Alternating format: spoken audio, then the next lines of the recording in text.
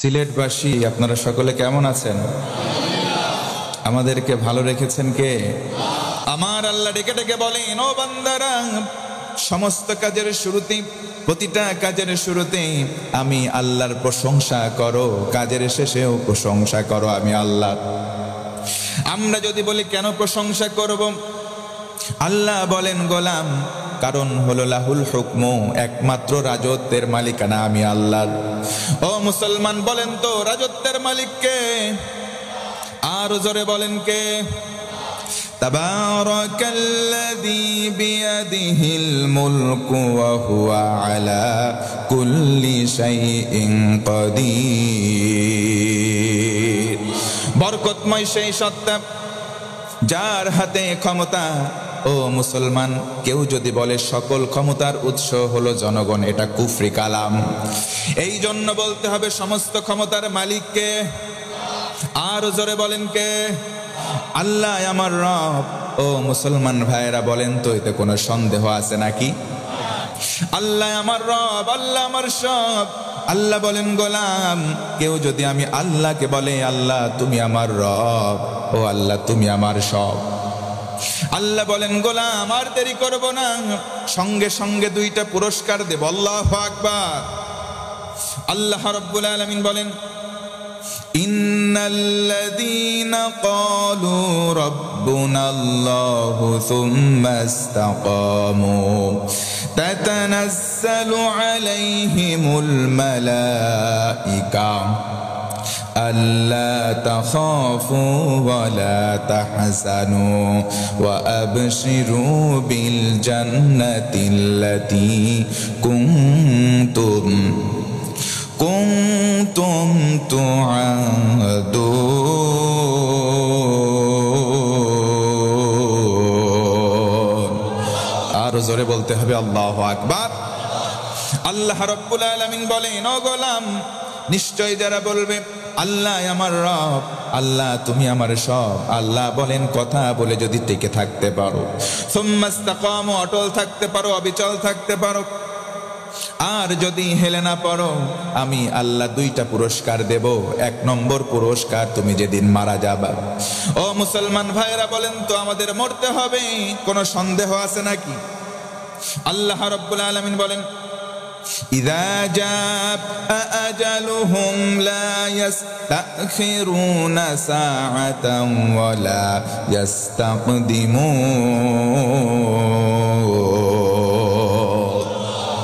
আমার আল্লাহ বলেন, ও বান্দা, যখন আজাল চলে আসবে, মৃত্যুর সময় ঘনিয়ে আসবে, এক সেকেন্ড সময় তোমাকে দেওয়া হবে না, জায়গায় তুমি ওয়াফাত বরণ করবা। আল্লাহ বলেন গোলাম, যদি আমি আল্লাহকে রব বলে টিকে থাকো, মৃত্যুর সময় রহমতের ফেরেশতা পাঠিয়ে দেব। ওই ফেরেশতারা এসে বলবে, ও আল্লাহর বান্দা, লা তাখাফু ওয়া লা তাহজানু, কোনো চিন্তা নাই, কোনো ভয় নাই, ওয়া আবশিরু বিল জান্নাহ, জান্নাতের শুভ সংবাদ গ্রহণ করো। বান্দা যদি বলে ফেরেশতা বলতো কোন জান্নাত, ফেরেশতা সুন্দর করে বলে দেব ওই জান্নাত আল্লাতী কুনতুম তুআদুন, ওই জান্নাত যেই জান্নাতের ওয়াদা তোমাদের রব ওই যে আলমে আরওয়াহা, রূহের জগতে করলেন, ওই জান্নাতের সংবাদ লও। তার মানে সব সময় প্রশংসা করতে হবে কার? আল্লাহ রাব্বুল আলামিন বলেন, আলহামদুলিল্লাহিল্লাযী আনজালা আলা আবদিহিল কিতাব। একবার বলতে হবে আল্লাহু আকবার। এই যে আলহামদুলিল্লাহ, হামদুন শব্দের ব্যাখ্যায় মুফাসসিরিনে কেরাম উল্লেখ করেন, পৃথিবীতে যত প্রশংসা আছে শুধুমাত্র হবে কার? আর জোরে বলেন কার? এই জন্য আমরা সব সময় বলবো আলহামদুলিল্লাহ। আমরা বলবো আলহামদুলিল্লাহ। রাসূল আমার বলেন, তিরমিজি শরীফের হাদিস, কিয়ামতের সময় যখন হিসাব নিকাশ হয়ে যাবে, একদল জান্নাতে চলে যাবে, একদল জাহান্নামে। ও মুসলমান বলেন, জান্নাতি আর জাহান্নামী দুই দল কখনো সমান হতে পারে নাকি? আল্লাহ রাব্বুল আলামিন বলেন, লা ইয়াস্তাওয়ি আসহাবুন নারি ওয়া আসহাবুল জান্নাহ, আসহাবুল জান্নাতি হুমুল ফাইজুন।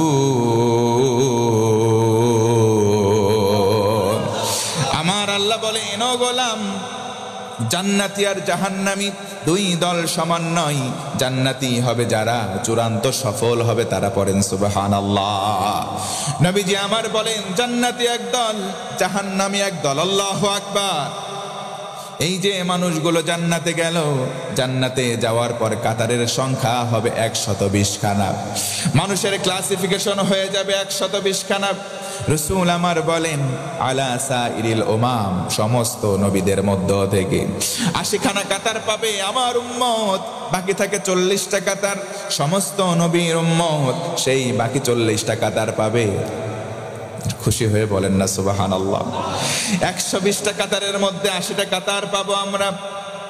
সামনের একটা ভিআইপি লাইন, আল্লাহ রাসূল বলেন, ওই যে প্রথম লাইনে স্থান পাবে কারা? আল্লাযীনা ইয়াহমাদুনাল্লাহা ফিস সাররাই ওয়াদ দাররা, যারা সুখে দুঃখে জমিনে চলার সময় বেশি বেশি প্রশংসা করত। আল্লাহ রাসূল বলেন তারা জান্নাতের প্রথম কাতার পাবে। পড়েন সুবহানাল্লাহ। এই জন্য আয়াতে কারিমার প্রথম শব্দ প্রশংসার শব্দ। সব সময় প্রশংসা করব। ও ভাইয়েরা, একবার আওয়াজ করে বলেন তো আলহামদুলিল্লাহ। এই প্রশংসা করলাম কার? আল্লাহ বলেন, ও গোলাম, আমি আল্লাহর প্রতি ঈমান আনো, আমি আল্লাহকে বিশ্বাস করো, আমি আল্লাহর প্রশংসা করো, আমি আল্লাহ তোমার জন্য নিবেদিত হয়ে যাব। পড়েন সুবহানাল্লাহ। আল্লাহু ওয়ালিয়ুল্লাযীনা আমানু ইউখরিজুহুম মিনায-যুলুমাতি ইলান নূর।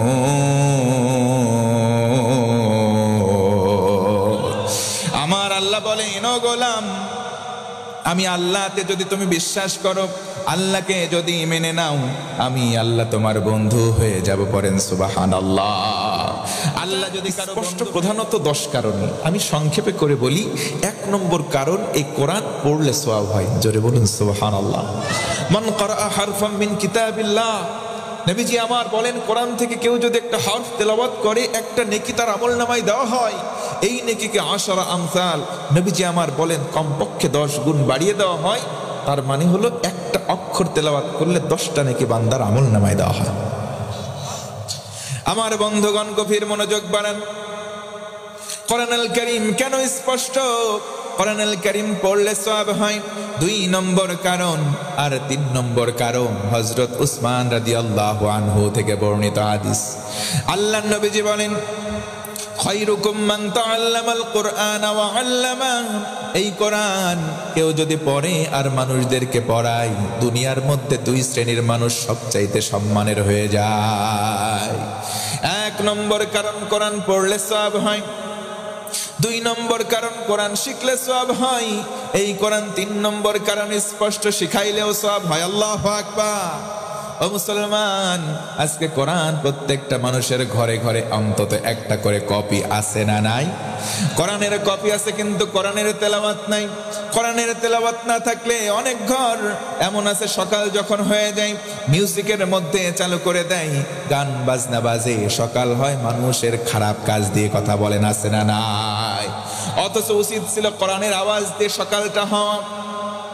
বাংলার জমিনে এমন সময় ছিল যেই সময় সকাল হতো মানুষের গুনগুন তেলাওয়াত দিয়ে।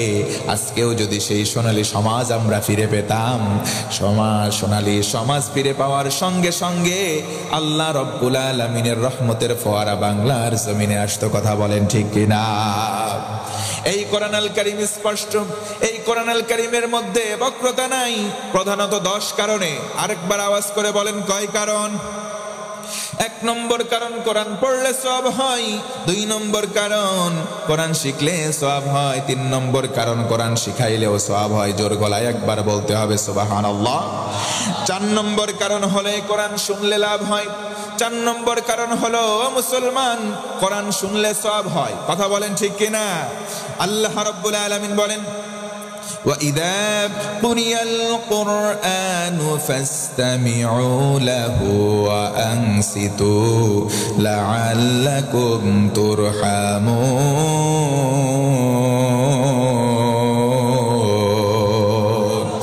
আমার আল্লাহ বলেন, ও গোলাম, যখন কোরআন তেলাওয়াত হবে তুমি যদি মনোযোগ দাও আর চুপ করে কোরআন শোনো, আল্লাহ রব্বুল আলামিনের রহমতের দরজা তোমার জন্য খুলে যাবে। 5 নম্বর কারণে কোরআন শোনাইলে লাভ হয়। রাসূল আমার বলেন, কোরআনের কারীম, কোরআনের হরফগুলো তেলাওয়াত করবে, যত দূর পৌঁছাবে তত দূর যেমন গাছের মধ্যে থাকা তৃণলতা, পানির নিচে থাকা মাছ, কীট পতঙ্গ, জীব জড় যা কিছু আছে, এই কারীর পক্ষে কাল কিয়ামতের দিন সাক্ষী দেবে। আল্লাহু আকবার। এই কোরআন শোনাইলেও সওয়াব হয়। কোরআন কত কারণে স্পষ্ট, প্রধানত 10টা কারণ। ও মুসলমান, একটু আমার সঙ্গে মনোযোগ আকর্ষণের জন্য বলছি কয়টা কারণ। তার মধ্যে 6 নম্বর কারণ হলো এই কোরআন স্পর্শ করলে লাভ হয়। ও মুসলমান বলেন তো, কোরআন ধরতে গেলে ওযু করার দরকার আছে না নাই? ইন্নাহু লাকুরআনুন কারীমুন ফি কিতাবিম মাকনুন লা ইয়ামাসসুহু ইল্লাল মুতাহহারুন। আমার আল্লাহ বলেন, ও গোলাম, নিশ্চয় কোরআন দিলাম এটা সম্মানের গ্রন্থ। এই কোরআন যাদের মধ্যে অপবিত্রতা আছে তারা স্পর্শ করতে পারবে না। আল্লাহ রাসূল বলেন, আমার কোন উম্মত যখন উত্তম করে ওযু করে, সুন্দর করে ওযু করবে, তার হাতের গোনা, মুখের গোনা, মাথার গোনা, পায়ের গোনা ওযুর পানির সঙ্গে সরে সরে সাফ হয়ে যায়। কোরআন ধরতে গিয়ে যদি আমি ওযু করি সুন্দর করে, ওযুর গোনা, ওযুর সঙ্গে সঙ্গে আমার হাতের গোনা ঝরে যায়, মুখের গোনা ঝরে যায়, আমার মাথা, আমার পায়ের গোনা সরে যায়, মুসলমান একবার খুশি হয়ে বলেন তো সুবহানাল্লাহ। তার মানে বোঝা গেল এই কোরআন ধরলে সওয়াব হয়। 7 নম্বর কারণে কোরআন দেখলে সওয়াব হয়। আল্লাহু আকবার। এই পৃথিবীতে 3টা এমন দিক, আল্লাহর হাবিব বলেন পৃথিবীতে 3টা এমন দিক আছে, 3 দিকে তাকালে সওয়াব হয়। ও মুসলমান বলেন তো কয়টা দিক? 1 নম্বর হলো আন-নাযারু ইলাল কাবা। কেউ যদি কাবা ঘরের দিকে তাকাই, যদি হজ্জে মাবরুর হয়ে যায়, আল্লাহর হাবিব বলেন তার জীবনে কোনো গুনাহ থাকে না, বাচ্চা মাসুম হয়ে যায়। কোন সুবহানাল্লাহ। জীবনে একটা বারের জন্য হলেও যেন আল্লাহ হজ করার তৌফিক দেয়, পড়ে না আমিন। 2 নম্বর হলো আন-নাযারু ইলা ওয়াজহিল ওয়ালিদাইন। কোন সন্তান যখন পিতামাতা দুইজনের চেহারার দিকে নেক নজরে একবার তাকাবে, আল্লাহর হাবিব বলেন একবার তাকালে একটা কবুল হওয়া হজের সওয়াব দেওয়া হয়। আরো জোরে বলেন না সুবহানাল্লাহ। সেই পিতামাতা অনেকের বাড়িতে আছে, কিন্তু কিছু সন্তান, তাদেরকে সন্তান বলবো না, তাদেরকে বলবো আমি কুলাঙ্গার শয়তান। পিতামাতার হক আদায় করে না, মানুষ দেখানোর জন্য শীতের বস্ত্র দান করে। এই দিকে বাপ মা লেপ নাই, অনাহারে থাকে। কথা বলেন আছে না নাই? এইগুলো সন্তান নয়, এইগুলো কুলাঙ্গার শয়তান। আওয়াজ দেন, কথা ঠিক কিনা? অথচ এই মা, আল্লাহর রাসূল বলেন তোমার মায়ের পায়ের নিচে ধুলি নাই, কাদা নাই, স্যান্ডেল জুতা নাই। প্রতিটা মায়ের পায়ের নিচে সন্তানের জন্য রয়েছে জান্নাত। মায়ের কান্দন যাব জীবন, 2-4 মাস বোনের কান্দন রে, ঘরের বড়ি পারের কান্দন 2-1 দিন পর থাকে না। গর্ভধারিণী মা, জন্ম দুঃখিনী মা, কপাল পোড়াহায় আমার জন্মদাত্রী মা। কথা বলেন ঠিক কিনা? আল্লাহ রাসূল বলেন, ও আমার উম্মত, হুমা জান্নাতুকা ওয়া নারুক। মা বাবা তোমার জান্নাত, না হয় মা বাবা তোমার জাহান্নাম। এই জন্য 2-এর সঙ্গে ভালো আচরণ করবো ইনশাআল্লাহ। 3 দিকে তাকালে সওয়াব হয়। 3 নম্বর হলো আন-নাযারু ইলাল মাসাহাফ আবিল কুরআনুল কারীম। কেউ যদি কোরআনটা খোলে আর বলে এগুলো আমার রবের কথা, আমার আল্লাহর কথা, যতক্ষণ তাকিয়ে থাকবে ততক্ষণ রহমতের ফেরেশতারা তার জন্য ইস্তেগফার করতে থাকে, দোয়া পড়ে। আল্লাহু আকবার। ও মুসলমান, এই জন্য কোরআন যদি আপনি পড়তে নাও পারেন, কোরআন খুলে খুলে বলবেন এগুলো আমার আল্লাহর কথা, বলেন ইনশাআল্লাহ। 8 নম্বর কারণ হলো আমার ভাইয়েরা, এই কোরআন মানলেও লাভ হয়। কথা বলেন ঠিক কিনা? ফামান তাবিআ হুদায়া ফালা খাউফুন আলাইহিম ওয়ালা হুম ইয়াহজানুন।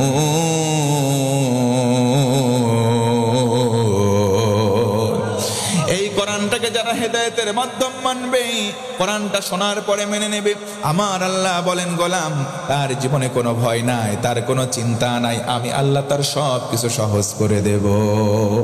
একটু জোর গলায় বলেন না আল্লাহু আকবার। 9 নম্বর কারণ হলো কোরআন দিয়ে মানুষদেরকে উপদেশ দিলেও লাভ হয়। আল্লাহু আকবার। আল্লাহ রাব্বুল আলামিন বলেন ফাযাক্কির বিল কুরআনি মান ইয়াখাফু ওয়াঈদ। আল্লাহ রাব্বুল আলামিন বলেন কোরআন দিয়ে মানুষদেরকে উপদেশ দাও, যাদের কলিজায় আল্লাহর ধমকের ভয় আছে তাদের কলিজায় কাজ হবে। ও মুসলমান বলেন তো আল্লাহকে আমরা ভয় করি কি করি না?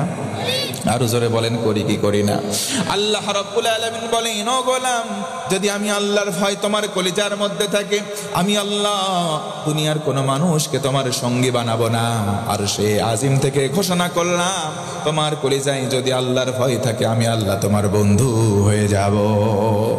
ওয়া'লামু আন্নাল্লাহা মা'আল মুত্তাকিন।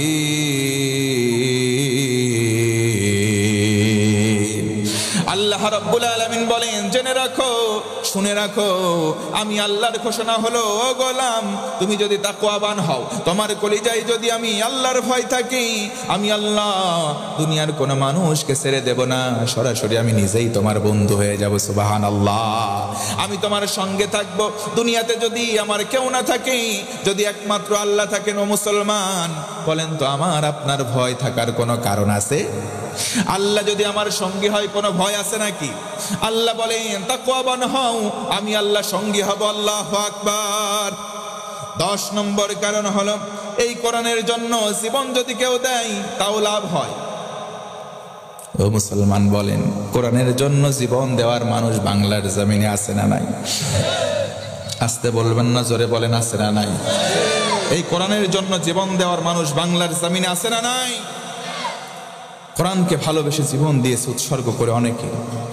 আল্লাহ বলেন এই কোরআন ওয়ালাম ইয়াজআল লাহু ইওয়াজা, কোনো আড়ষ্টতা নাই, বক্রতা নাই। 10th and ফাইনাল 10ম কারণ হচ্ছে এই কোরআনের জন্য জীবন যদি কেউ দেয় তার লাভ হয়। জোরে কোন সুবহানাল্লাহ। তাকুলু লিমান ইউকতালু ফি সাবিলিল্লাহি আমাত বাল আহইয়াউ ওয়ালাকিন লা তাশউরুন। আল্লাহ ধমকের স্বর দিয়ে বলেন পৃথিবীর মানুষ তোমরা শোনো, এই জমিনের মানুষগুলো শোনো, যারা আল্লাহকে ভালোবেসে দ্বীনের জন্য জীবনটাকে দিয়ে দেয়, জীবনটাকে নিবেদন করে দেয়, তারা দুনিয়ার মানুষের কাছে মৃত হলেও আমি আল্লাহর কাছে তারা জিন্দা। জোরে কোন আল্লাহু আকবার। ভিন্ন আয়াতে আল্লাহ বলেন ওহুম ইউরযাকুন, তাদেরকে আমি আল্লাহ রিজিক দিতেই থাকি।